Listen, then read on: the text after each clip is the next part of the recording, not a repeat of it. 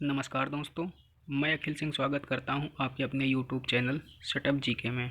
दोस्तों, आज इस वीडियो के माध्यम से हम संविधान के महत्वपूर्ण संशोधन के बारे में जानेंगे कि कौन सा संशोधन कब कराया गया और जब कराया गया तो कौन कौन सा संशोधन हुआ है। परिचय है कि विश्व के अन्य संविधानों की तरह भारतीय संविधान में भी बदलती परिस्थितियों एवं आवश्यकताओं के अनुसार संशोधन करने का प्रावधान किया गया है। संविधान के भाग 20 का अनुच्छेद 368 संविधान को संसद तथा उसकी प्रक्रियाओं को संशोधित करने की शक्तियां प्रदान करता है। अनुच्छेद 368 में वर्णित प्रक्रिया के अनुसार संसद संविधान में नए उपबंध जोड़कर या किसी उपबंध को हटाकर या बदलकर संविधान में संशोधन कर सकती है। हालांकि संसद संविधान के मूल ढांचे से जुड़े प्रावधानों में संशोधन नहीं कर सकती है। मूल ढांचे से जुड़े इस सिद्धांत को सर्वोच्च न्यायालय ने केशवानंद भारतीवाद 1973 वाले में प्रतिपादित किया था। अब हम संशोधनों को देखेंगे। महत्वपूर्ण संशोधन में पहला संशोधन है 1951 का प्रथम संशोधन अधिनियम। इसमें संशोधन क्या क्या हुए थे? इसके तहत सामाजिक तथा आर्थिक रूप से पिछड़े वर्गों को उन्नति के लिए विशेष उपबंध बनाए जाने हेतु राज्यों को शक्तियां दी गई थी। कानून की रक्षा के लिए संपत्ति अधिग्रहण की आदि की व्यवस्था की गई थी। भूमि सुधार तथा न्यायिक समीक्षा से जुड़े अन्य कानूनों को 9वीं अनुसूची में स्थान दिया गया था। अनुच्छेद 31 में दो उपखंड 31 का और 31 का जोड़े गए। वाक और अभिव्यक्ति की स्वतंत्रता पर प्रतिबंध लगाने के 3 आधार जोड़े गए थे। लोक आदेश, अपराध करने के लिए उकसाना तथा विदेश से मैत्रीपूर्ण संबंध बनाए रखने के लिए प्रतिबंधों को तर्क और संगत बनाया गया और इस प्रकार से न्यायोज्य बना दिए गए। यह व्यवस्था की गई कि राज्य ट्रेडिंग और राज्य द्वारा किसी व्यवसाय या व्यापार के राष्ट्रीयकरण को केवल इस आधार पर अवैध घोषित नहीं किया जा सकता कि वह व्यापार या व्यवसाय अधिकार का उल्लंघन करता है।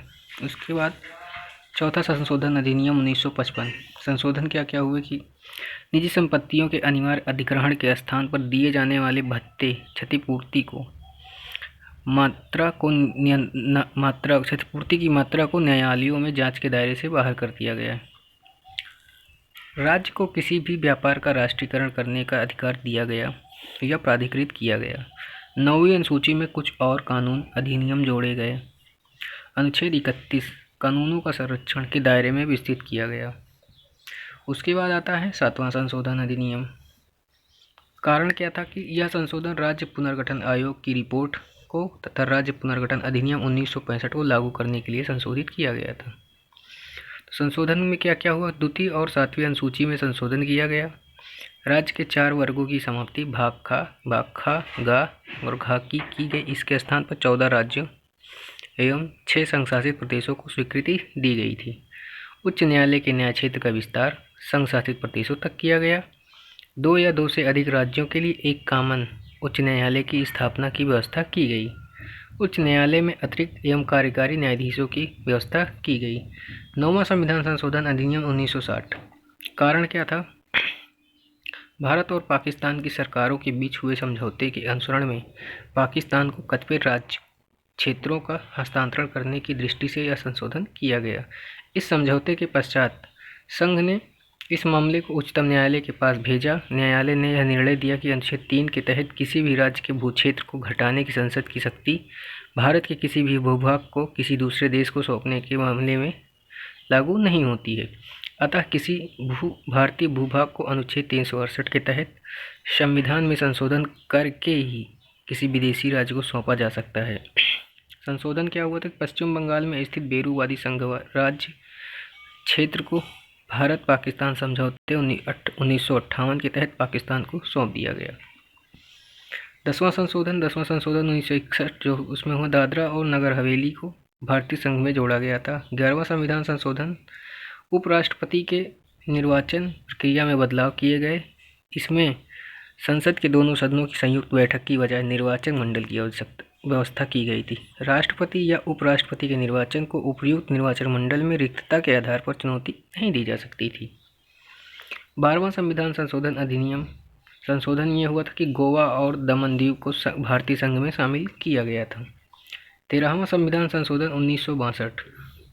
13वें संविधान संशोधन 1962 में नागालैंड को राज्य का दर्जा दिया गया और इसके तहत इसके लिए विशेष उपबंध किए गए। 14वां संविधान संशोधन 1962। इसमें संशोधन यह हुआ कि पुडुचेरी को भारतीय संघ में शामिल किया गया। संघ शासित प्रदेशों जैसे हिमाचल प्रदेश, मणिपुर, त्रिपुरा, गोवा, दमन और दीव तथा पुडुचेरी के लिए विधानमंडल तथा परिषद की व्यवस्था की गई। 17वां संविधान संशोधन अधिनियम 1964। संशोधन ये हुआ कि यदि भूमि का बाजार मूल्य बतौर मुआवजा न दिया जाए तो व्यक्तिगत हितों के लिए भू अधिग्रहण संबंधित प्रतिबंधित कर दिया जाएगा। 9वीं अनुसूची में 44 अतिरिक्त अधिनियमों की भी बढ़ोतरी की गई थी। 18वां संविधान संशोधन अधिनियम 1966। संशोधन इससे यह स्पष्ट किया गया कि संसद की नए राज्य के निर्माण की शक्ति का अर्थ यह भी है कि संसद किसी दूसरे राज्य या संघ शासित प्रदेश के किसी भी भूभाग को किसी दूसरे राज्य या संघ शासित प्रदेश के साथ जोड़कर एक नया राज्य बना सकती है। इसी दौरान पंजाब और हरियाणा नामक 2 राज्य बने थे 1966 के टाइम में। 21वां संविधान संशोधन 1967। संविधान में सिंधी भाषा को 8वीं अनुसूची में 15वीं भाषा के रूप में जोड़ा गया था। 24वां संविधान संशोधन अधिनियम 1971। संविधान संसद को यह शक्ति दी गई कि वह अनुच्छेद 13 और 368 में संशोधन कर मौलिक अधिकारों सहित संविधान के किसी भाग में संशोधन कर सकती है और संविधान संशोधन विधेयक पर राष्ट्रपति की मंजूरी देने के लिए बाध्य कर दिया गया। 25वें संविधान संशोधन अधिनियम 1971 में यह हुआ कि संपत्ति के मौलिक अधिकार में कटौती की गई। यह व्यवस्था की गई कि अनुच्छेद 39 ख और यज्ञा में वर्णित नीति निर्देशक तत्वों को प्रभावी करने के लिए किसी विधि को इस प्रकार आधार पर चुनौती नहीं दी सकती कि वह अनुच्छेद 14, 19 और 31 द्वारा मौलिक अधिकारों के संबंध में गारंटी का उल्लंघन करता है। 26वां संविधान संशोधन अधिनियम 1971। संविधान का संशोधन ये हुआ था कि इसके तहत देशी राज्यों के भूतपूर्व नरेशों के विशेषाधिकार को प्रीवीवर्स की सुविधाओं को समाप्त किया गया था।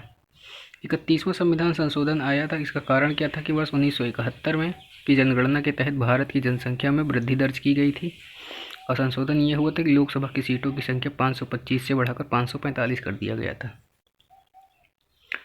33वां संविधान संशोधन अधिनियम 1974। संशोधन यह हुआ था कि अनुच्छेद 101 और 190 में संशोधन का प्रावधान किया गया ताकि संसद और राज्य विधानमंडलों के सदस्यों का त्यागपत्र अध्यक्ष सभापति केवल तभी स्वीकार कर सकता है जब वह आश्वस्त हो जाए कि त्यागपत्र ऐच्छिक या वास्तविक है।